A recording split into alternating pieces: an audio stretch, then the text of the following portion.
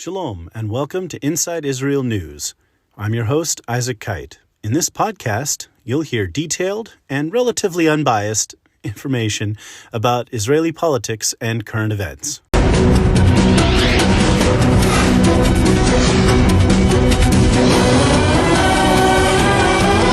Well, it's been yet another exciting week in news for Israel and the Middle East. I've recorded a number of supplements to talk about the Arab-Israeli peace agreements, the Abraham Accords, also talking about the structure of the Israeli government and describing the three previous elections that set up the election that Israel is facing right now, which is the big major point in the news. So, with that, I'll go on and talk about the news that we've had this week, and then I'll talk a little bit about the setup of this election before completing my discussion of the political parties in Israel by describing the Labor Party and its history. Iran continues to dominate the news. The Biden administration is continuing to say that they are going to re-enter negotiations with Iran toward the Obama-era Iran nuclear deal. And Prime Minister Bibi Netanyahu has warned everyone that that is basically going to allow Iran to develop a nuclear weapon. The IAEA, the International Atomic Energy Agency, has said they have found evidence of uranium and radiation at sites that they were not allowed to inspect. So once again, we have evidence that Iran wasn't following the deal to begin with. They are not allowing inspectors to come in, and even now they're trying to find a way to get sanctions lifted as a precondition to negotiations. The Obama administration is talking about it, but it's not looking too good. And, of course, Netanyahu is already warning everyone that a return to that deal would be very bad for the Middle East. The development of nuclear weapons by Iran would pose a significant threat. This should strengthen the Abrahamic Accords, the Abrahamic alliance between Israel and its new Arab allies, because, of course, they want to protect themselves from Iran, who is the natural mortal enemy of Israel, as well as the Arab states. The Palestinians claim that Israel has reached an agreement to vaccinate some 100,000 Palestinian workers, but Israel says that it has not.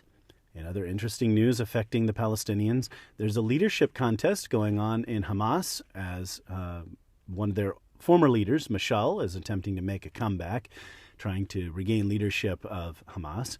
And Mahmoud Abbas's competitors, one of his main rivals in the Fatah movement, this is the group that controls the Palestinian Authority presidency and controls the Shomron and Yehuda, Samaria and Judah, what the international community, international press calls the West Bank, that his main rival, Mohammed Dalan, is sending a large number of vaccines to the Gaza Strip, trying to earn some political credit there against his opponent and rival, President Mahmoud Abbas. As Israel continues to vaccinate its population in great numbers, they've created a new green passport plan that will allow vaccinated people to travel more freely and thus offer an end to virus lockdowns and restrictions. And as discussed in the last episode, hopefully they will be able to allow more commerce and allow people to get back to life more as normal for people. Now, Israel is a small country, so when it comes to travel, Israelis get around. They like to fly to Spain. They like to fly to Greece, to Cyprus, to visit other Mediterranean sites, since travel to the Arab world, except Bahrain and the UAE now, has been restricted. For the most part, travel is to European countries and Turkey and Cyprus and Greece and this sort of thing. Well, Israelis are feeling especially boxed in and claustrophobic now, having had to stay home, not being able to travel. So there is great optimism that the new passport program will allow people to travel again and start to enjoy life a little bit after all of these lockdowns over the COVID-19 crisis. Now, having completed the supplements and offered a greater background on the Israeli political situation that led up to this point, and shortly I'll be talking about the Labor Party and the history of Israel's traditional left, kind of concluding the discussion of political parties in Israel and also concluding the discussion of the parties as they stand, where they come from, and that sort of thing. I want to take just a minute to discuss the setup of this election, where things are now. Again, If you haven't checked out the supplements and got caught up on how the last 3 elections have gone, this will be a little bit different, but go ahead and get the background, and then you'll have a better sense of what I'm talking about. So Bibi Netanyahu is trying to hold on to power. He wants to stay in office.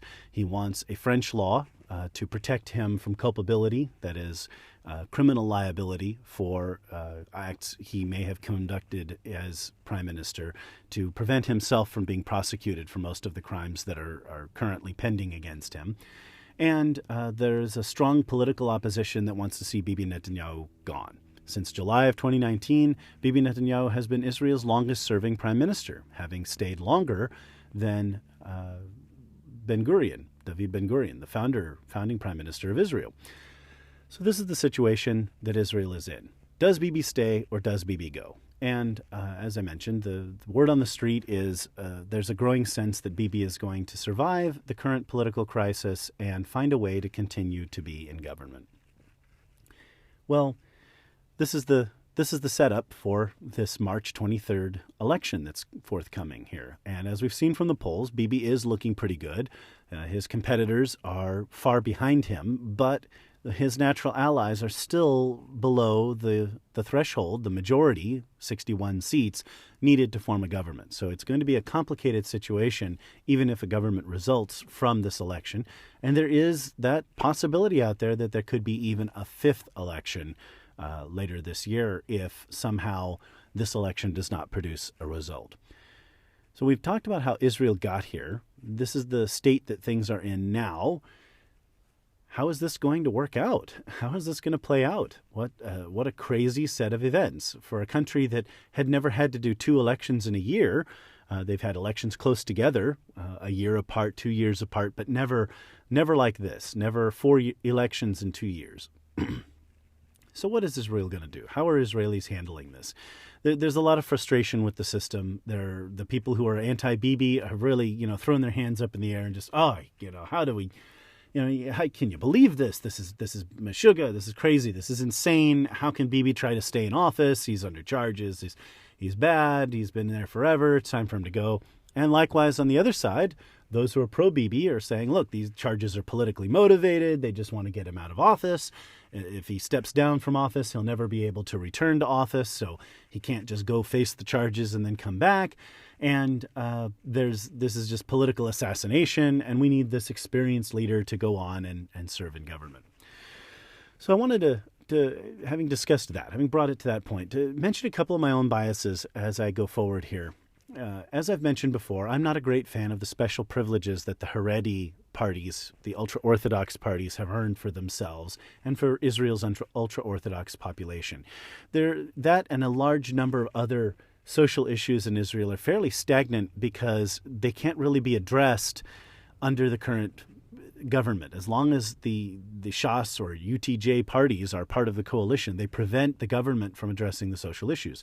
Among these are the unfair distribution of social benefits to benefit the Haredi through various means, as I've discussed in previous episodes, to the very much to the disenfranchisement or to the financial harm of Israel's secular population. So if you're a secular family that is poor and struggles to pay the bills, you're going to struggle even harder to survive than an ultra-Orthodox party who have a lot more kids and who have special government pensions and social programs that pay just for their upkeep, pay for them to go to school, the men to go to school, and give extra benefits for having multiple children. Over 5, 6, 7, 8, 9, 10 children, and your benefits rise rapidly as you gain children.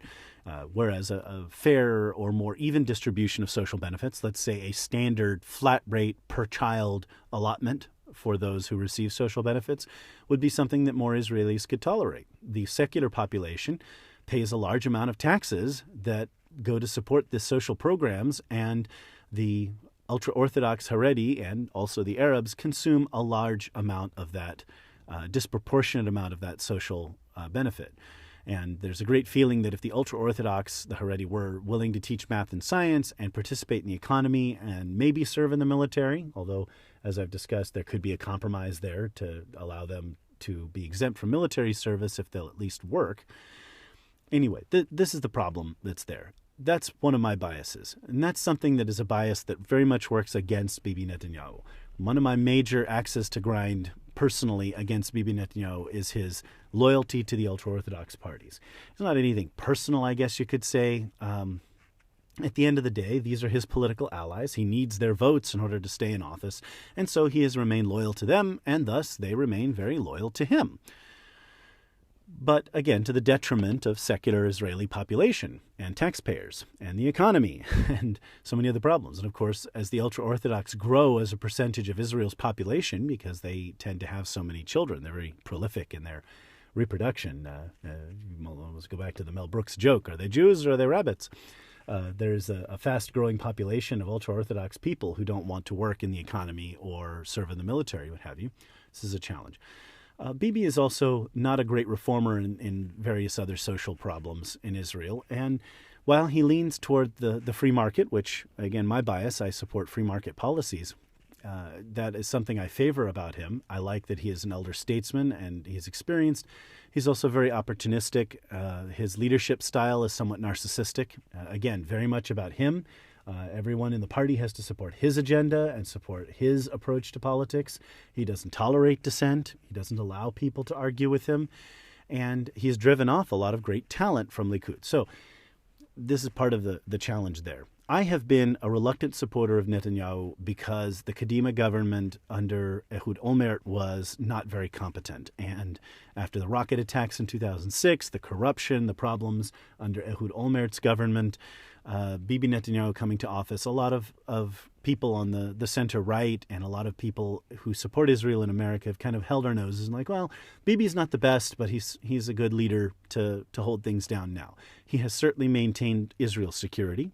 He has provided a very prosperous economy for the country, and he's been very successful.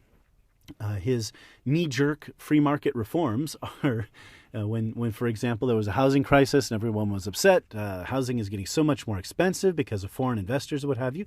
Bibi eliminated a lot of red tape for development, and there's a massive increase in the housing supply, which, of course, brought down prices a little bit and made them more manageable, rather than going to the old traditional left's knee-jerk reaction of, oh, let's fix prices and create more subsidies for housing, right? So Bibi Netanyahu has been on the right on a lot of those things, not at all on the right, not at all correct, I would say, about the Haredi ultra-Orthodox problem. And there are a lot of other social issues that Israelis would like to be able to address. The security situation has prevented Israel from dealing with social integration of the Haredi into the mainstream of Israeli society, the Russian population. And there's a lot of these other problems that are hanging out there. And because everyone's been focused on, war and peace and big issues like that, these have been undercurrents in Israeli politics that have not been addressed. I think Yair Lapid and the center left would be better for addressing those kinds of issues, me personally. But at the same time, they don't want Bibi Netanyahu anywhere near the prime minister's office and are not willing to cooperate with him. So their unwillingness to cooperate drives the Israeli government farther to the right, as they have since 2015, and that's not necessarily good for Israeli politics. When Bibi Netanyahu leaves, whenever it is he decides to retire, resign, or if he's thrown out, the next generation will probably be able to find ways to address these issues and move on from it. But then there's this big question about, again, international politics. Who better than Bibi Netanyahu to deal with an American administration that is weak on Iran and weak on Middle East policy, and that's getting America, back into wars that Donald Trump had ended, the previous president, in Iraq, Afghanistan, what have you, getting America's nose back into the Middle East's business rather than the Trump approach of pulling back and letting America's allies in the region handle the situation. And with the talk of returning to the Obama-era Iran deal, isn't this a better time for Bibi Netanyahu to be in office, and perhaps after 2 or 3 years, then he could retire and leave the office to someone else? There are many arguments to go either way. And as I talk to you, I try not to be too biased. And again, I want to claim my biases so that all of my listeners know where I'm coming from and what approach I take to this. I wouldn't mind seeing Bibi stay on during this time and address these crises, and I can see that argument that he's the elder statesman. On the other hand, he's been there for a very long time. He is stagnating the Israeli political system, and it really is time for a new generation of leaders to take over. But is that leader Gideon Sa'ar? Is it Benny Gantz? Is it Yair Lapid? The Israeli voters don't seem to have the same confidence in them that they have in Bibi Netanyahu. At the end of the day, me personally, I'm a big believer in democracy and letting the people have what they voted for, what they really voted for. And in this case, Bibi remains popular, and there's a large number of people who want him to stay in office. And so he shouldn't just be thrown out because a handful of people or a minority of people do not want him in office. On the other hand, that staunch minority of people who want him out of office are pretty solid in their beliefs. So again, we'll see how things play out after this election. Polls show things are pretty close. There could be a fifth election. Personally, my own hope is that some government will result from this, whether it's led by Bibi or not, and Israel will not have to go to a fifth election in 4 years, and that's just going to be a lot of chaos and a lot of crisis for everyone. This is showing the weakness, honestly, of the multi-party proportional system. Anyway, when we look at the center left, we have Yair Lapid's Yesh Atid, There Is a Future party. We have Kahol Lavan, we have Blue and White, which is Benny Gantz's party. And then from there, we have the traditional left.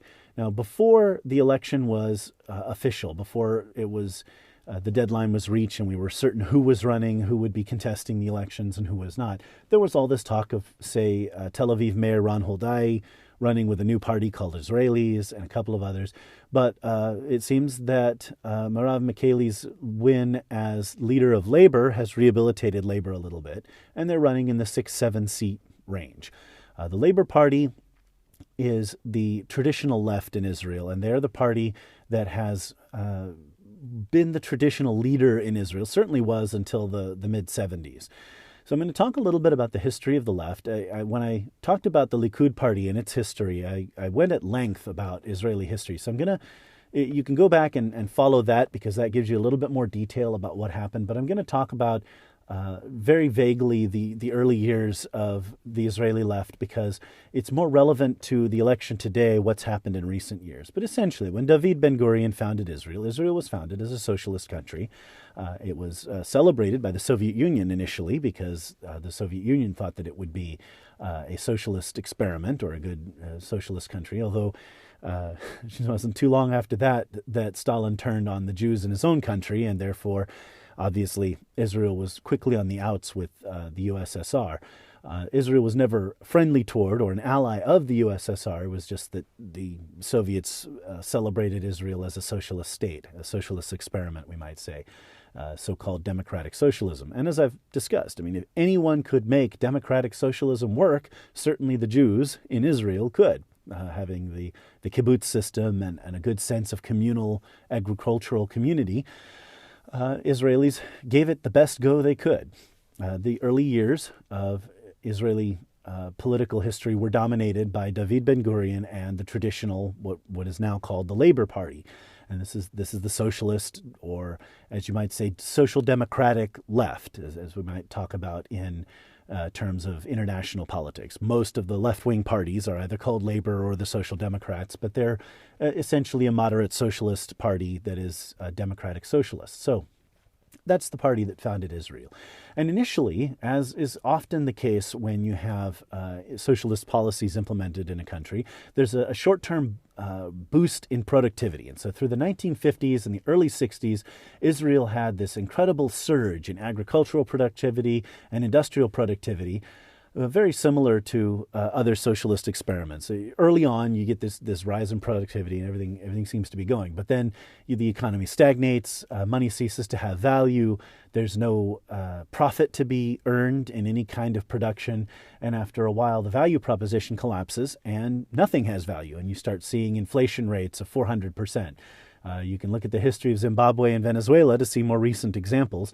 But this happened in Israel, just as it's happened in other countries. And so by the mid-60s, Israel was suffering major economic problems. But the left also had the security situation to deal with. And Israelis are pretty tough, and they're very cohesive as a society. So everyone kind of toughed it out together that they had to win the wars and secure their borders and make sure that Israel was safe and at peace before they could address a lot of the internal issues. So this generation, and even the one that followed it, would kind of set aside domestic disputes and kick the can down the road, let's just say, on economic issues and what have you, because we had to win the wars. That had to come first, and military concerns were primary, fairly obvious. Obviously, in 1967, Israel was about to be attacked by its neighbors, by Egypt, Jordan, and Syria. And Israel launched the preemptive strike to prevent that. And the Six-Day War ensued, in which Israel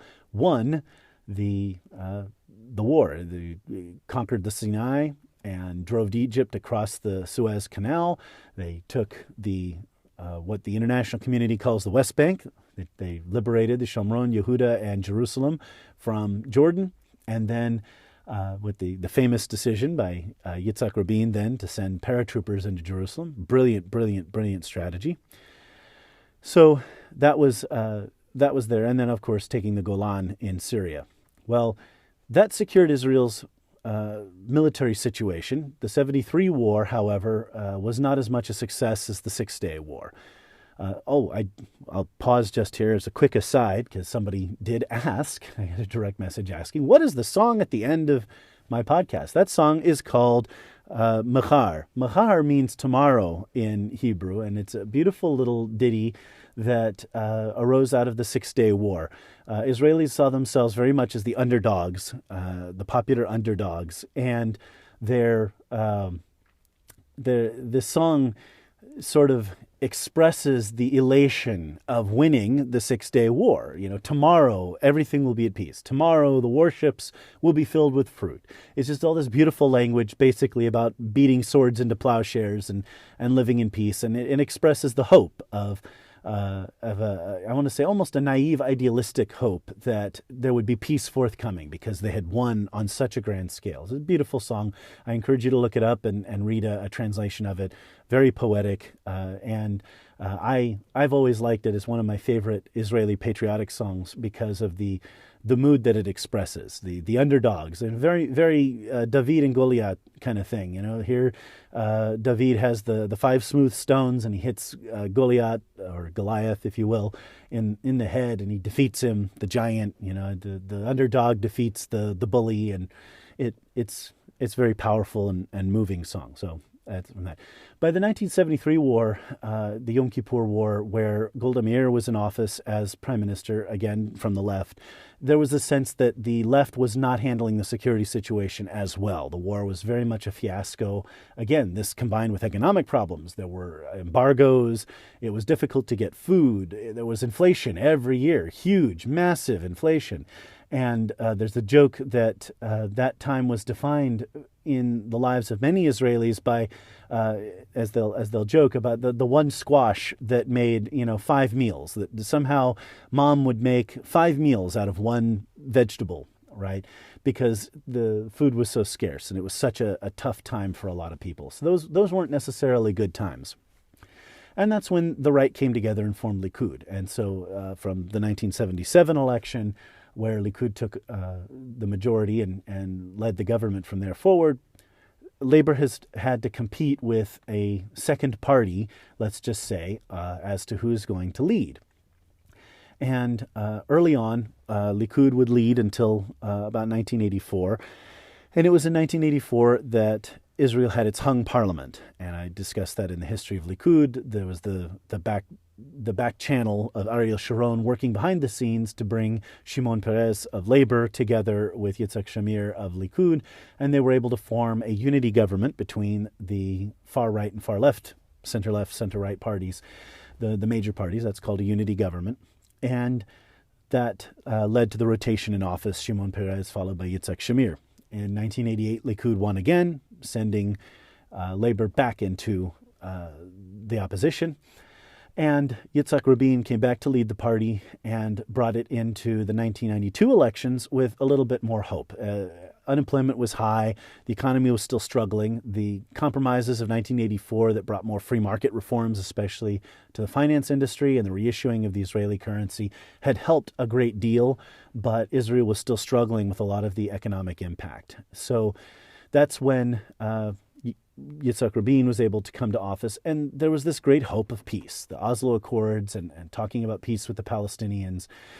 Unfortunately, some people on the far right did not appreciate that as much, and Yitzhak Rabin was assassinated by a rightist, and his death brought Shimon Peres back as prime minister, and in the 1996 election, ultimately Bibi Netanyahu and Likud would come back to office. Ehud Barak's leadership of Labor in 1999 allowed him to come back to office after Bibi Netanyahu's scandal, and Labor was in office briefly. It was the last 2 years of Labor government. Barak attempted to make peace with the Palestinians, negotiating with the Clinton administration, also tried to make peace with Syria. None of those negotiations came through. The Second Intifada was launched, and ultimately the ultra-Orthodox Shas party left the coalition, brought down his government, and Ariel Sharon would win the election to become prime minister. And that's how Ariel Sharon ended up coming to office. Well, that was Labor's last opportunity to serve as the head of a government. Since then, they've joined a number of coalitions, working closely with Ariel Sharon, working with Ehud Olmert's government. They've joined coalition with Bibi Netanyahu a couple of times at different points in order to advance certain policies here and there. But generally speaking, Labor has been in the opposition since then, and their numbers have been declining. A party that used to have regularly 20 to 25 seats in the Knesset fell below that. They started polling around 15 seats, 14 seats. Now, as you can tell, Labor's down at 6 or 7. So that's where Labor stands. A bit of a lengthy history, and I tried to keep that a little shorter than when I went into great depth with Likud. But that's the history of the Labor Party. The Labor Party has been, there have been several people like Shelley Yakimovich who tried to bring it back, re-envision Labor, a new left for a new era. It just hasn't worked. Merev Mikhaeli has managed to keep the party from dying completely, say being replaced by Ron Huldai's party or some other political party. But Labor is still in the doghouse, let's just say, with voters. It doesn't really represent the new generation of voters. Most of your new generation are interested in innovation, capitalism, the free market, prosperity, and that sort of thing. And they look to people like Yair Lapid as leaders, not to the old left, their grandparents and great-grandparents' political party. So the Labor Party is going to have to reinvent itself and reimagine its policies if it wants to be relevant in politics again. But essentially, again, Ariel Sharon's creation of a center-left niche politically really destroyed Labor and brought Labor to its heels. Well, that's Labor. I've talked a little bit about Meretz. Meretz is mostly a dovish protest party on the left.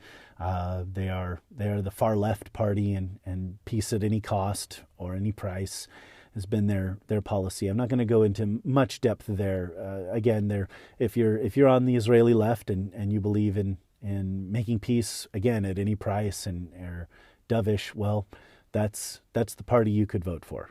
That's Meretz.